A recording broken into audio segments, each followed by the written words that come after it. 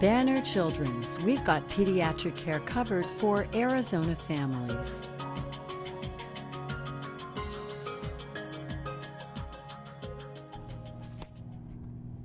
Here at Banner Children's Hospital, we do end up seeing a few children that come in pretty moderate to severely dehydrated, and it's primarily secondary to heat exhaustion or heat stroke due to excessive recreational activities such as soccer, football, any outside sports, be it after school or be it an additional recreational activity that the parents have them involved in during the summer months. You have to be looking for and you have to be very cautious about it. Dehydration is classified into 3 categories. It's mild, moderate, or severe.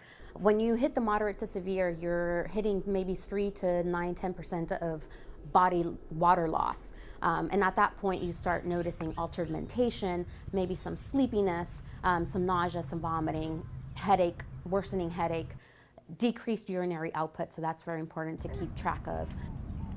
If a child is significantly presenting symptoms with heat stroke or in the verge of heat exhaustion, so heat stroke, and the difference between the two is that a heat exhaustive child is going to be presenting with some of the nausea, the vomiting, the headache, muscle cramps, and does have a temperature, an actual body temperature of 102 or 103. With a heat stroke, you start going into body temperatures of 104 or higher. So these patients do present with fevers also, without any other signs and symptoms of a illness, of say an infectious illness. A lot of the parents do come in, know they're drinking enough water. The child even reports, I'm drinking tons of water, but it's just not enough.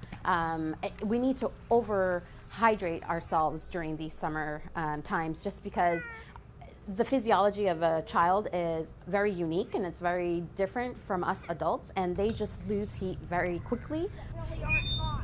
And it's pretty simple. Just like they tell us to maintain 8 glasses of water a day as an adult, for children, especially before an activity or especially before an outdoor birthday party or activity, it's very important to take anywhere from 2 to 4 ounces of water before the activity. That puts them at the appropriate amount of hydration preventatively, and then throughout the activity start giving them anywhere from 1 ounce to 2 ounces every 20 minutes, every 30 minutes to an hour, to stay well hydrated throughout. The Banner does encourage outside activities in children, especially recreational activities after school or during the weekends. It will promote good health habits in children, and it's good health habits they can take into their adulthood, and so it's very important to encourage outside activity and sports.